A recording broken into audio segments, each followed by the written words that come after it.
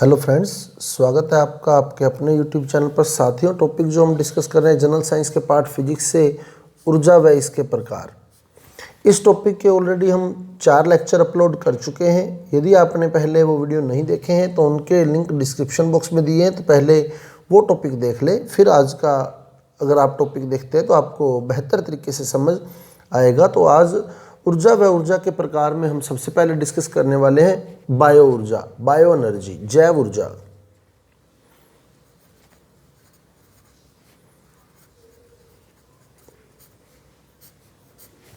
जैव ऊर्जा, bio energy. साथियों, यदि अभी तक आपने हमारे YouTube चैनल को सब्सक्राइब नहीं किया तो सबसे पहले हमारे YouTube चैनल को सब्सक्राइब कर दें, साथ ही साथ बेल आइकन का बटन भी ऑन कर दें, क्योंकि हमारे YouTube चैनल पर आपके लिए प्लेलिस्ट में जाकर आप देखेंगे तो भरपूर मटेरियल अवेलेबल है। जनरल साइंस लगभग कंप्लीट कर दी गई है। आप चाहे किसी भी कॉम्पिटिटिव एग्जाम की तैयारी कर रहे हैं, चाहे वह रीट है, चाहे वह पटवार है, चाहे वह एसआई है, कोई भी एग्ज़ाम है आपका, उसकी जनरल साइंस जो है वो मेरे द्वारा कंप्लीट कर दी गई है लगभग। और जीके के भी कुछ वीडियो अपलोड किए गए, आने वाले समय में ये वीडियो रेगुलर हो जाएंगे। और क्लास 12th के लिए भी केमिस्ट्री का मटेरियल जो है वो मेरे मेरे चैनल पर प्लेलिस्ट में अवेलेबल है। तो साथियों, आप YouTube पर मेरे चैनल को शशि सिडाना नाम से भी सर्च कर सकते हैं। अब हम मूव करते हैं हमारे आज के टॉपिक जैव ऊर्जा की ओर। जैव ऊर्जा क्या है, बायो एनर्जी क्या है? जो जीवों के अपशिष्ट होते हैं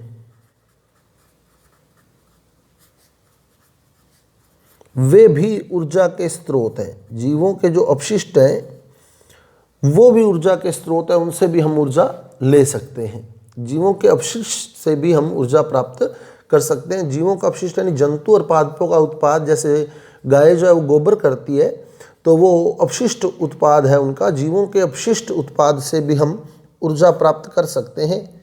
इस ऊर्जा को हम लोग जैव ऊर्जा या बायो एनर्जी के नाम से जानते हैं। जीवों के अपशिष्ट, पादपों और जंतुओं के उत्पादों से जो ऊर्जा प्राप्त की जाती है वो ऊर्जा जैव ऊर्जा कहलाती है। जैसे आपको एक सिंपल सा उदाहरण दूं, गोबर के उपले जो बनाए जाते हैं, गाय के गोबर से जो उपले बनाए जाते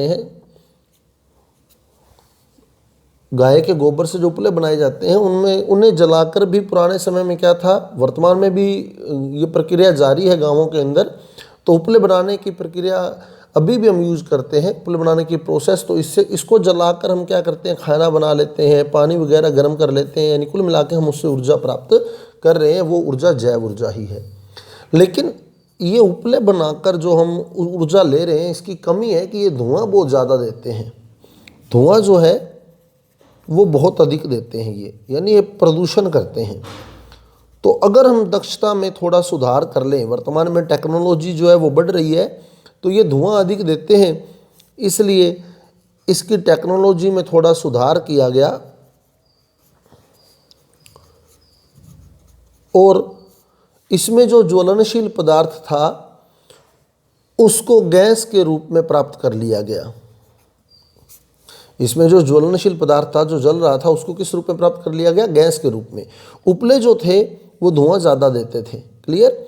तो इनमें से जो ज्वलनशील पदार्थ था, टेक्नोलॉजी के द्वारा उसको गैस के रूप में प्राप्त कर लिया गया, जिसे हम गोबर गैस या जैव गैस के नाम से जानते हैं। गोबर गैस, बायोगैस, जैव गैस।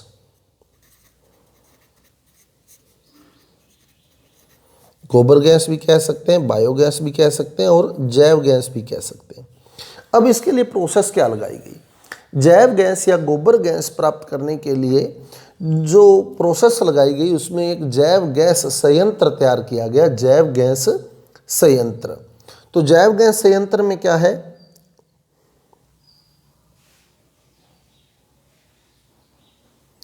इस तरह से एक गुंबदनुमा टैंकी होती है, गुंबदनुमा टैंकी,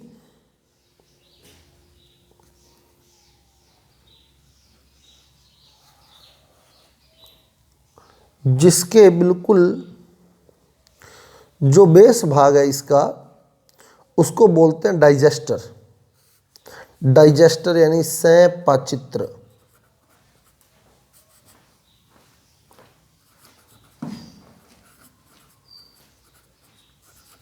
डाइजेस्टर। और इसके बिल्कुल ऊपर की ओर यहाँ गैस जो है वो बन के इकट्ठी होती है, तो इसको बोलते हैं गैस टैंकी या गैस स्टोरेज। गैस टंकी या गैस स्टोरेज, ये आउटलेट होता है जहाँ से गैस जो है वो बाहर निकलती है। ये आउटलेट है, यहाँ वाल्व लगाया जाता है, ये आउटलेट हो गया। यहाँ से जो गैस है वो बाहर निकलेगी। यहाँ से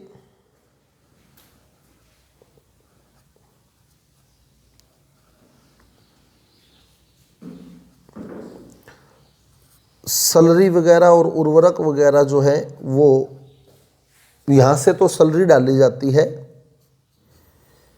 सलरी क्या होता है वो भी क्लियर कर देंगे अपने। सलरी यहाँ से डाली जाती है और यहाँ से उर्वरक जो है वो प्राप्त किया जाता है। तो यहाँ से तो डालेंगे सलरी और यहाँ से उर्वरक प्राप्त किया जाएगा। उर्वरक की प्राप्ति यहाँ से की जाती है। अब पूरा प्रोसेस समझे क्या है।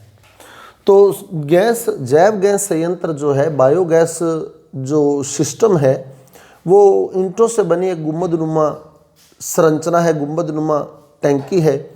सबसे पहले क्या करते हैं, गोबर और पानी का गाढ़ा घोल, वो गोबर या पानी का गाढ़ा घोल जिसे हम सलरी कहते हैं। सलरी गोबर और पानी का गाढ़ा घोल है। सलरी ऑप्शन में ना आए तो करदम आएगा, करदम।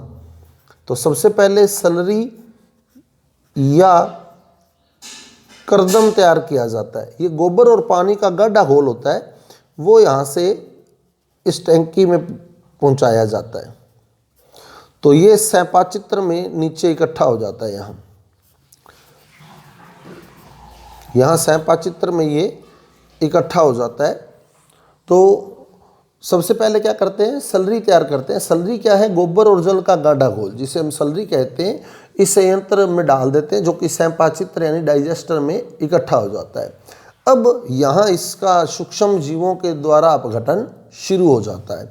सूक्ष्म जीव जो है वो इसका अपघटन करते हैं वायु की अनुपस्थिति में। वायु की अनुपस्थिति में, क्योंकि अगर वायु की उपस्थिति में अपघटन होता तो फिर तो कार्बन डाइऑक्साइड बन जाती सारी। तो वायु की अनुपस्थिति में यहाँ अपघटन होता है, जिससे होता क्या है, यहाँ मैथेन वगैरह बनने लग जाती है।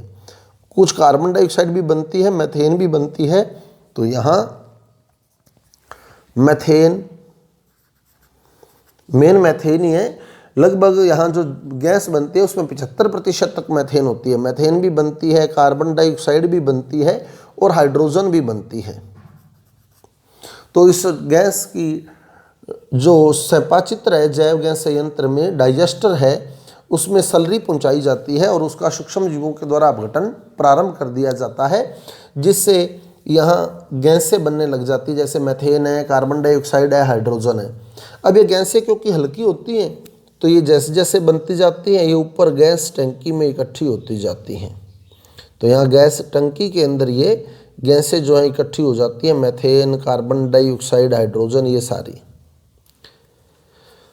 मैथेन आ गई, कार्बन डाइऑक्साइड आ गई, हाइड्रोजन आ गई, ये सारी गैस टंकी में इकट्ठी हो जाती हैं।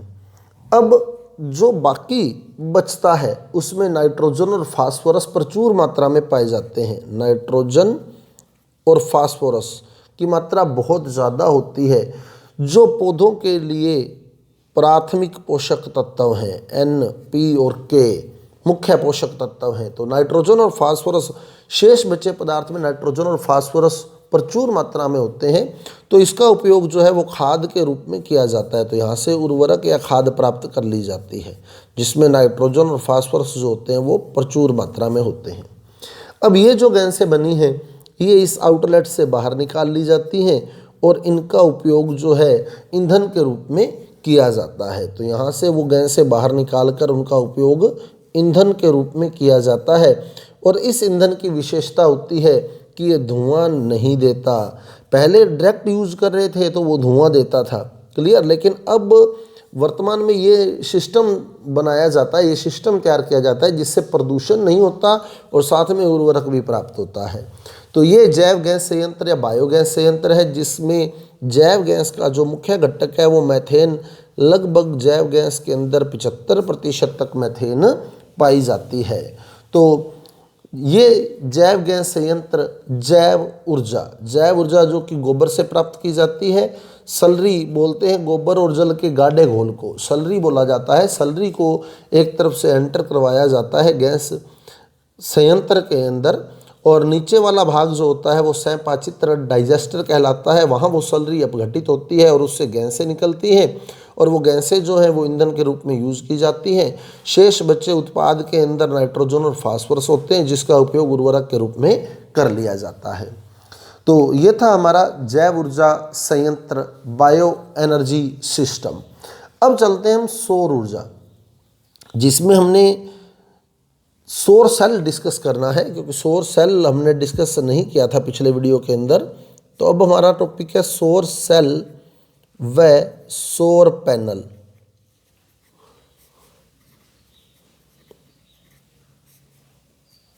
सौर सेल व सौर पैनल। सौर सेल क्या है? सबसे पहले तो सौर सेल वह युक्ति है जो सौर ऊर्जा को विद्युत ऊर्जा में बदलती है। सौर ऊर्जा को वह सेल या वह युक्ति जो सौर ऊर्जा को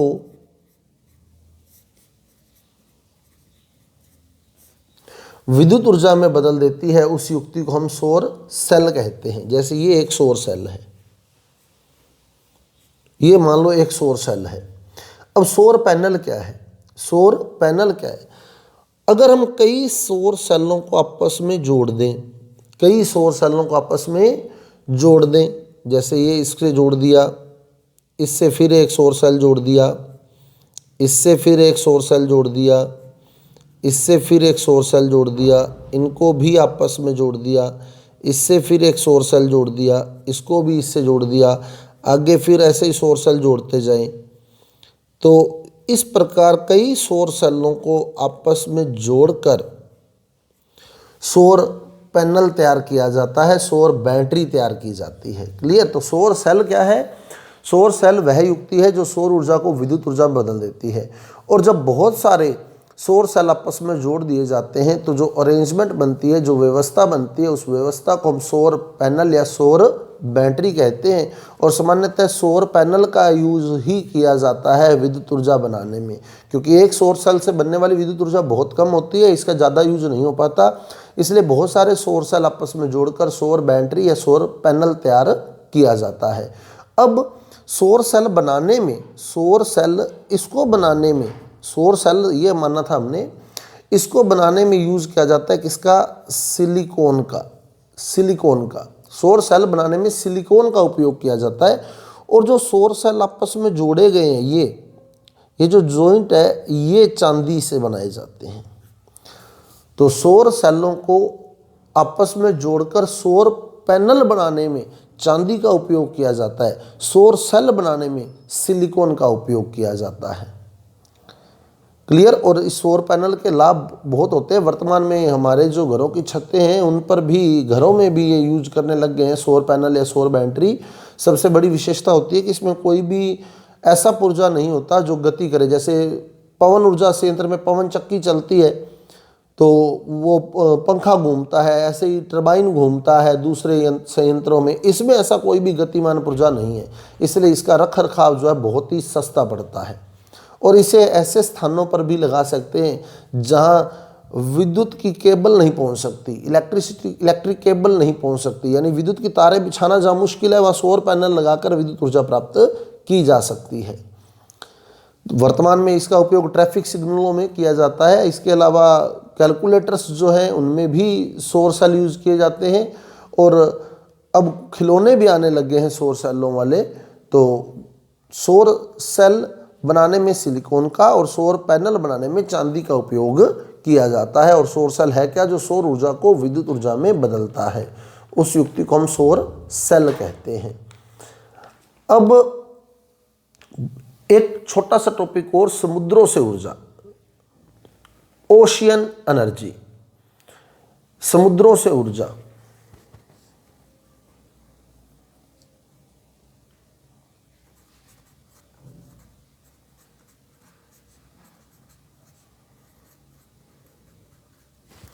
ओशियन एनर्जी।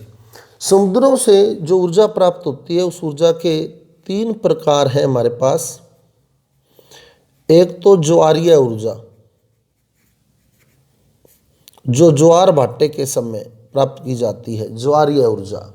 तो ज्वार भाटा क्या होता है? चंद्रमा के गुरुत्वाकर्षण के कारण जो समुद्र का जो जल स्तर होता है वो ऊंचा उठता है या गिरता रहता है।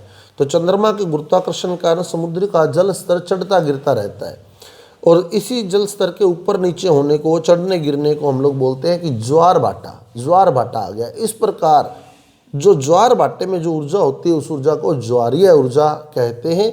और ज्वारीय ऊर्जा का उपयोग क्या होता है? बांध बनाकर ज्वारीय ऊर्जा को एक जगह स्टोर कर लिया जाता है और फिर उससे टरबाइन घुमाकर विद्युत उत्पादन किया जाता है।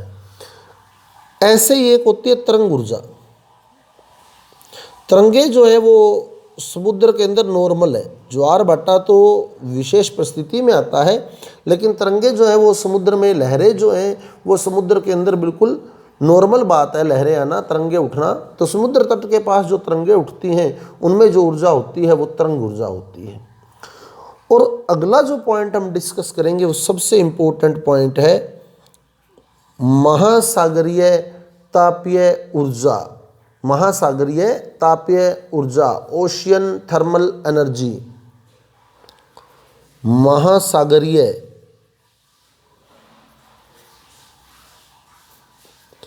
तापीय ऊर्जा, महासागरीय तापीय ऊर्जा, महासागरीय तापीय ऊर्जा, ओशियन थर्मल एनर्जी। अब ये ऊर्जा क्या है? सबसे बड़ी बात, ये ऊर्जा है क्या? ओशियन थर्मल एनर्जी है क्या? समुद्र में, ये मान लो समुद्र है, तो जैसे सूर्य का प्रकाश इस पर पड़ेगा समुद्र पर, तो इसकी जो सतह वाला पानी होगा वो गर्म हो जाएगा, सतह वाला पानी गर्म हो जाएगा, और जबकि गहराई का जल ठंडा रहेगा। नीचे वाला जल तो होगा वो ठंडा रहेगा, और ऊपर वाला जल पर सूर्य का प्रकाश सीधा आपतित हो रहा है तो वो गर्म हो जाएगा। ऊपर वाला जल गर्म हो जाता है और नीचे जो है वो पानी ठंडा रहता है। इस प्रकार सतही जल और गहराई में जो जल होता है उसमें ताप का अंतर आ जाता है, ताप का अंतर आ जाता है। तो यहाँ ताप का अंतर आ गया। सतही जल और गहराई वाले जल में ताप का अंतर आ जाता है। क्यों? क्योंकि समुद्र की जो सतह पर जल है वो सूर्य के सीधे संपर्क में आता है, इसलिए उसका ताप थोड़ा बढ़ जाता है, और गहराई पर जो जल होता है वो ठंडा रहता है। इस कारण जो सतह पर जल है और जो गहराई पर जल है उसमें ताप का अंतर आ जाता है। और ये ताप का अंतर जो है, इसमें जो ऊर्जा एनर्जी डिफरेंस है, जैसे मान लो सतह पर शर्त होती है इसकी महासागरीय तापीय ऊर्जा की, क्या कि सतही जल और गहराई पर जो जल है उसमें ताप का अंतर कम से कम 20 डिग्री होना चाहिए। ताप का अंतर कितना होना चाहिए? कम से कम 20 डिग्री होना चाहिए। सतह पर जल और गहराई का जल, जहाँ ताप का अंतर 20 डिग्री हो जाता है वहाँ OTEC प्लांट लगाए गए हैं। OTEC plant, ocean thermal energy converter plant, ocean thermal energy converter plant. इनमें क्या करते हैं? इसमें जो ताप का अंतर आया है, इसमें जो एनर्जी है, एनर्जी डिफरेंस है, उस एनर्जी का उपयोग करके टरबाइन घुमाया जाता है। अब देखो क्या करते हैं, ये जो ओशियन थर्मल एनर्जी कन्वर्टर है इसमें क्या करते हैं, ये जो यहाँ प्लांट लगाया गया है इसमें यहाँ जो ताप का अंतर है उस ताप को ये एब्जॉर्ब करता है, जो डिफरेंस होता है उसको ये एब्जॉर्ब कर लेता है। और इसके अंदर वाष्पशील द्रव यूज किए जाते हैं, प्योर पानी नहीं लिया जाता। बाकी सब में क्या करते हैं? पानी से भाप बनाते हैं, लेकिन इसके अंदर पानी नहीं लिया जाता क्योंकि इतने ताप से पानी की भाप नहीं बन सकती। तो इसमें वाष्पशील द्रव लिए जाते हैं, वाष्पशील द्रव जो आसानी से वाष्प बन जाए, थोड़े से गर्म होते ही वेपर बन जाए, जैसे अमोनिया। अमोनिया एक वाष्पशील द्रव है, तो जैसे ही इसको थोड़ा बहुत टेम्परेचर मिलता है ये वेपर बन जाती है, और उस वेपर से आगे टरबाइन घुमाए जाते हैं, वेपर से आगे टरबाइन घुमाए जाते हैं। तो यहाँ पानी की भाप नहीं बनाई जाती, यहाँ वाष्पशील द्रवों की भाप बनाई जाती है। ऐसे द्रव लिए जाते हैं जिनसे भाप आसानी से बन सके। तो ये महासागरीय तापीय ऊर्जा है जहाँ OTEC प्लांट लगे होते हैं, OTEC प्लांट। और यूज कब होता है महासागरीय तापीय ऊर्जा का उपयोग कब विद्युत बनाने में किया जाता है? जब सतह और गहराई के ताप में कम से कम 20 डिग्री सेंटीग्रेड का अंतर हो। तो ये थी समुद्रों से ऊर्जा, ज्वारीय ऊर्जा, तरंग ऊर्जा और महासागरीय ऊर्जा। मेन बात यही है 20 डिग्री सेंटीग्रेड ताप का अंतर होना चाहिए। फिर OTEC प्लांट में भाप बनाने में किसका यूज किया जाता है? वाष्पशील द्रवों का यूज किया जाता है, वाष्पशील द्रवों का यूज किया जाता है। अब हमने एनर्जी के बारे में पढ़ा, एनर्जी के बारे में पढ़ा जो हमें ऊर्जा दे रहे हैं। तो वे स्रोत जो हमें ऊर्जा देते हैं उन्हें हम कहते हैं ईंधन। ईंधन, वे स्रोत जो हमें ऊर्जा देते हैं उन्हें हम ईंधन कहते हैं। तो ईंधन वे साधन हैं, वे स्रोत हैं, वे पदार्थ हैं जो जलने पर या जिन्हें जलाने पर हमें ऊष्मा की प्राप्ति होती है, ऊर्जा की प्राप्ति होती है, उन्हें ईंधन कहते हैं। अब उत्तम ईंधन कौन सा होगा? उत्तम ईंधन, सबसे बढ़िया ईंधन कौन सा होगा? एक तो जो ऊष्मा ज़्यादा दे, ऊष्मा अधिक दे। नंबर 2, धुआं कम दे।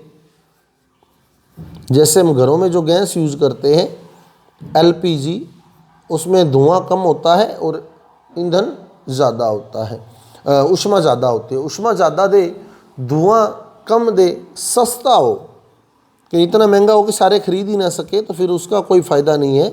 सस्ता होना चाहिए और लाना ले जाना आसान हो, एक जगह से दूसरी जगह। जैसे सिलेंडर है वो आराम से एक जगह से दूसरी जगह लेके जाए जा सकते हैं। तो जिन्हें लाना ले जाना आसान हो, तो लाना ले जाना आसान, एक स्थान से दूसरे स्थान पर लाना जाना आसान हो और एक कम स्थान पर स्टोरेज किया जा सके। तो टैंकी बनाई हुई है, उसमें ही वो गैस स्टोर कर ली जाती है। स्टोरेज जो है वो कम स्थान पर किया जा सके। पहले क्या करते थे, घरों में लकड़ियाँ गिरवाते थे, तो लकड़ियाँ बहुत ज़्यादा जगह ले लेती थी, तो साथ में वो धुआं ज़्यादा देती थी, ऊष्मा कम देती थी। सस्ती तो थी वो, धुआं ज़्यादा देती थी, ऊष्मा कम देती थी, स्टोरेज में ज़्यादा जगह ले लेती थी। वो उत्तम ईंधन नहीं था। लेकिन वर्तमान में जो हम LPG यूज़ कर रहे हैं वो उत्तम ईंधन है। ऊष्मा ज़्यादा देती है, धुआं कम देती है, बस उसमें अब ये क्वालिटी जो है थोड़ी डाउन हो गई है, महंगा हो रहा है वो दिनों दिन। सस्ता होना चाहिए ताकि हर कोई उसे खरीद सके, लाना ले जाना आसान हो और स्टोरेज कम हो। अब ये जो ईंधन है ये 2 प्रकार के होते हैं। ईंधन की अगर हम कैटेगरी डिवाइड करें तो 2 प्रकार के होते हैं। ऊर्जा स्रोत 2 प्रकार के होते हैं। एक तो पारंपरिक यानी अनवीकरणीय, पारंपरिक यानी अनवीकरणीय, और दूसरे गैर पारंपरिक यानी नवीकरणीय। तो एक तो होते हैं पारंपरिक, पारंपरिक यानी अनवीकरणीय, जो समाप्त होने पर वापस प्राप्त नहीं होंगे, जिनके जो भंडार है वो सीमित है। पारंपरिक, पारंपरिक या अनवीकरणीय, पारंपरिक या अनवीकरणीय, जिनके भंडारण जो है वो लिमिटेड है, स्टोरेज जो है वो लिमिटेड है, अगर समाप्त हो गए तो ये वापस प्राप्त नहीं होंगे। जीवाश्म ईंधन इसका उदाहरण है। जीवाश्म ईंधन, कोयला और पेट्रोलियम जो जीवाश्मों से प्राप्त हुए हमें, जीवाश्म ईंधन इसी कैटेगरी में आता है। जीवाश्म ईंधन यानी कोयला और पेट्रोलियम। इनके वीडियो अलग से अपलोड किए हुए हैं मैंने कोयला और पेट्रोलियम के, क्योंकि कोयला भी आपके सिलेबस में अलग है और पेट्रोलियम भी आपके सिलेबस में अलग है, तो कोयला और पेट्रोलियम के वीडियो ही अलग हैं। तो पारंपरिक या अनवीकरणीय ईंधन, पारंपरिक या अनवीकरणीय ईंधन या पारंपरिक या अनवीकरणीय ऊर्जा स्रोत जो एक बार ख़त्म हो गया तो वापस प्राप्त नहीं होगा। तो यानी जिनके जो भंडारण है, जो स्टोरेज है वो सीमित है, लिमिटेड है। जीवाश्म ईंधन इसी कैटेगरी का है। दूसरा है गैर पारंपरिक या नवीकरणीय, रीन्यूएबल। गैर पारंपरिक, गैर पारंपरिक या नवीकरणीय, रिन्यूएबल, जिनके जो भंडारण है, जिनके भंडारण अनलिमिटेड है, इतने ज़्यादा है कि ये कभी ख़त्म ही नहीं हो सकते, जैसे पवन ऊर्जा, सौर ऊर्जा, पवन ऊर्जा, ये गैर पारंपरिक है, नवीकरणीय, ये ख़त्म नहीं होते। जैसे सूर्य है, रात को जाता है तो अगले दिन सुबह फिर आ जाता है, तो ये सौर पैनल वापस काम करने लग जाता है, तो ये नवीकरणीय है, रिन्यूएबल है। लेकिन जो जीवाश्म ईंधन है, जैसे कोयला है, वो एक बार ख़त्म हो गया तो वापस प्राप्त नहीं होगा। तो पारंपरिक क्या है, नवीकरणीय वो होते हैं जो एक बार समाप्त हो जाए तो वापस प्राप्त नहीं किए जा सकते, यानी जिनके स्टोरेज हमारे पास लिमिटेड है। और दूसरे गैर पारंपरिक या नवीकरणीय जो अनलिमिटेड है, यानी समाप्त नहीं होंगे। तो साथियों, ये था हमारा ऊर्जा का टॉपिक। यदि आपको हमारा टॉपिक अच्छे लग रहे हैं, समझ आ रहे हैं, तो कृपया हमारे वीडियो को लाइक कीजिए, शेयर कीजिए और हमारे चैनल को सब्सक्राइब कीजिए। मिलते हैं अगले वीडियो के साथ। धन्यवाद।